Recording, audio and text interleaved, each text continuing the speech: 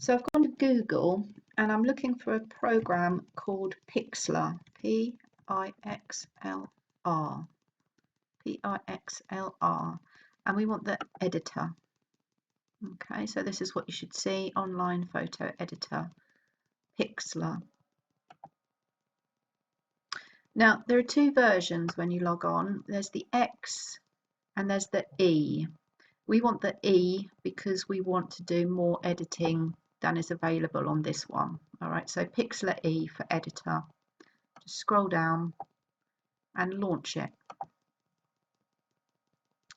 So you should get a screen like this. If you get a different screen, you've probably gone to the X version by mistake. You need to be on the E version. Okay. So we're going to use this to create our masthead because it gives us a lot more options than using something like cool text. So I'm going to create a new document. Here we go. Now I think all the settings default to what I've got here. So you've got full HD, so leave that alone. And you've got a width and a height over here. If yours defaults to something else, can you make it something like this? 2000 to 1000, because we want it quite wide, but we don't want it too tall because we are just doing our masthead. Okay, so let's give it a name, just backspace, delete that, and call it masthead. There we go. Leave the background button alone. You definitely don't want a background. You want this to be transparent, and so it should look like a checkerboard when you create. Let's see. There we go. If you've got a white background here or a black background, just go File, New, and start another document. All right, you definitely want to see this chessboard effect. Okay. Right, so we're just doing text. We're just going to make a masthead. So if you come over here to the T button, that means you will add your text. So I'll click that. And then up the top it says add text. So that's what we want to do. So it gives you a random bit of text. Click on it, use the backspace, delete. Okay. I'm going to choose my colour up here. I don't want this purple. I think I'm just going to go kind of white, nice and white. And you can see the new colour appear.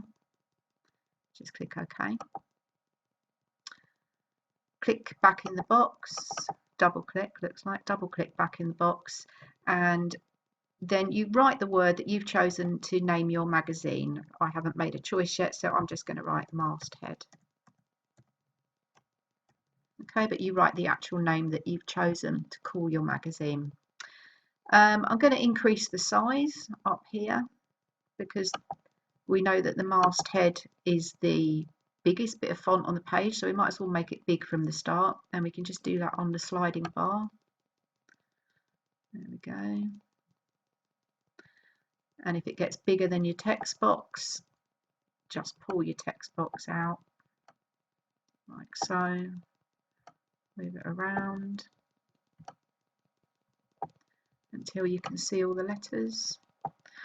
Maybe I've made mine a tad big. I'll just make it a bit smaller. There. Okay. Right, let's change the font now. So you've got fonts here, and a few appear, but there's a sliding bar. So have a look, there's loads. And as you hover over them, it changes your font as you go, which is quite nice, so you can see what it's actually going to look like. So remember, a masthead on a magazine actually needs to be really quite big and bold. So choose one that's quite thick, not too complicated, so that you can't read it. What shall we have?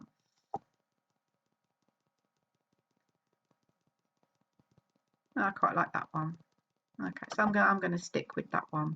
So I've got a colour and I've got a size and I've got a font.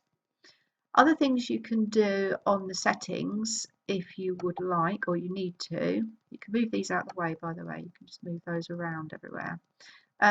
Because I would like my masthead to go the full width of the page, I would probably like to move the letter space. Now this will spread your letters out. So my document is roughly the size of an A4 sort of magazine size, so spreading them out or putting them in, squashing them together, you can if you want, but I want mine to be the full length of the page, full width of the page, so that looks quite nice to me.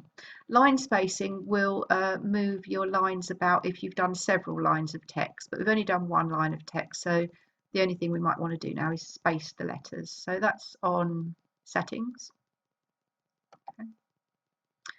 Then you've got another button here, styles, which is kind of more interesting. The first one, background. If your picture that you've taken for the front cover is not big enough, if you can't make it cover an A4 document without stretching it, you might want to put a background behind your masthead. You can change the colour of it, so you might possibly want some kind of background. It looks quite magazine-y if you put one in, or for now you can just turn that off. You might want to outline your letters. That's got outlined in grey. You can choose the colour of it. Let's have it on a kind of sort of a blue. Okay. And you can change the size of your outline as well if you want. You can make it bigger or smaller. And there's a scroll bar here. Right, the next one, shadow. Let's turn on shadow. Let's see what that does. Now we've got the scrolly bar, sorry. So we can create some kind of shadow on this. I'm just going to move this out of the way again. We can create a shadow, which is currently grey. I think I'll make it bright red just so that you can see it.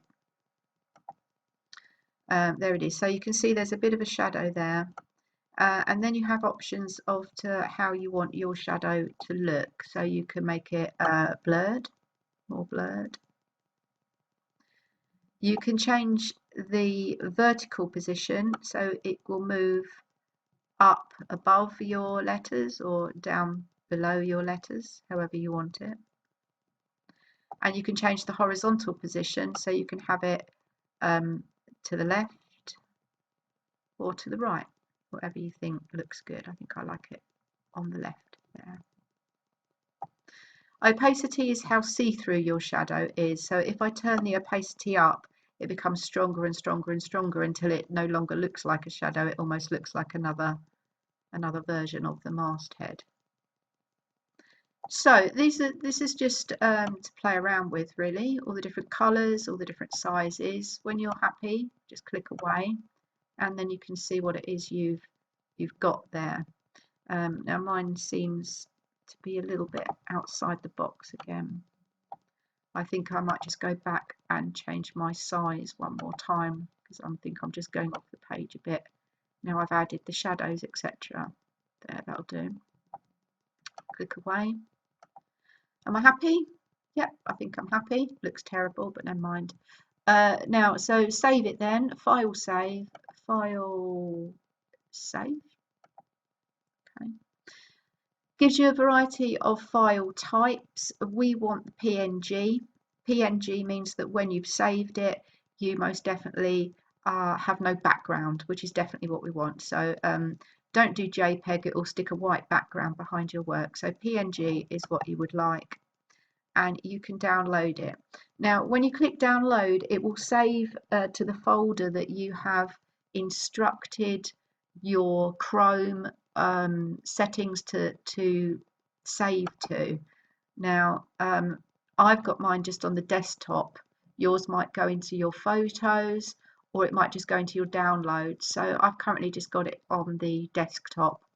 It's changed it to a GIMP file, but that's okay. All right, so I'm just going to click save, and there it goes down in the bottom of my screen. Right, so I've opened up a Word document. You might want to open up Google Slides or Google, whatever they're called. In this case, I want to insert that picture of that masthead, so I go insert picture. It's on my desktop somewhere, and it's called masthead. There it is. There it is. Insert. And there I have it acting like a normal picture. So if I'm using the proper word, we'd do what we normally do. We would put it tight and fix. And there it is, totally transparent. I might crop off some of this extra box because I don't really need that. If I'd made my Pixlr file the correct size, I wouldn't need to. Oops. But there we go. Now we've just got an image that we can move around. Okay. So if I was actually really going to use this, I can of course stretch it more and across. With letters, it doesn't matter if you stretch them or not. So if you wanted to lay it out. But this week's task is to make a few of these. Okay, just make a few different mastheads, which you may or may not use, but just to practice using the program.